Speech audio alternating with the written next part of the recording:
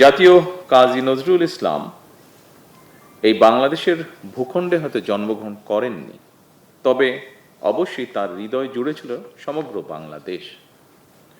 বাংলাদেশও তাকে হৃদয় দিয়ে ভালোবেসেছে।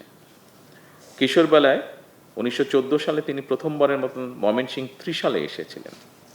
কবি সেই স্মৃতি বিজড়িত ত্রিশালকে নজরুল সিটি ঘোষণার সম্ভাব্যতা খতিয়ে দেখার জন্য এরই ভিতরে নির্দেশনা দেওয়া হয়েছে সংশ্লিষ্ট কর্তৃপক্ষকে।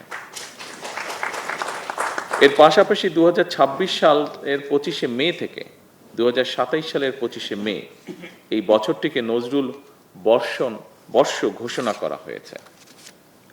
বিদ্রোহী কবি, প্রেমের কবি, বিরহের কবি, তারুণ্যের কবি, বাংলাদেশের ঐতিহ্যের কবি কাজী নজরুল ইসলাম আমাদের জাতীয় সাহিত্য সংস্কৃতির ইতিহাসের এক অবিস্মরণীয় নাম। পরাধীন, পর্যদুস্ত, পরাভূত জাতির ভাগ্যাকাশে তার আবির্ভাব ছিল আলোক বর্তিকার মতন। তাই আজ শুধু আমি নই, সবাই জানে সাদার আরেক নাম ফার্স্ট ওয়াশ ডিটারজেন্ট পাউডার। মাতৃভূমিকে ভালোবাসার ক্ষেত্রেও তিনি আমাদের অন্যতম প্রধান দিশারি।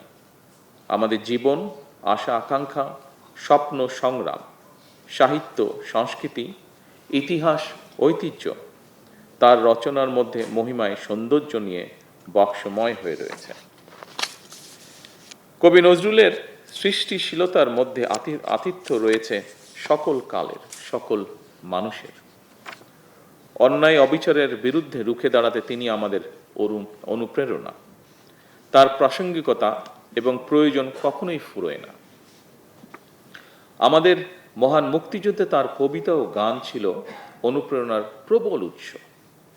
তেমনি আমাদের সকল আন্দোলন সংগ্রামে তার সৃষ্টিশীলতাই হয়ে ওঠে প্রতিবাদ প্রতিরোধের মূল ভাষা। তিনি আমাদের জাতীয় জীবনের অনিবার্য অংশ। শুধু অতীত নয়, আজকের প্রজন্মের জন্য, এমনকি আমাদের ভবিষ্যৎ প্রজন্মের জন্য নজরুল আমাদের জীবনে প্রাসঙ্গিক।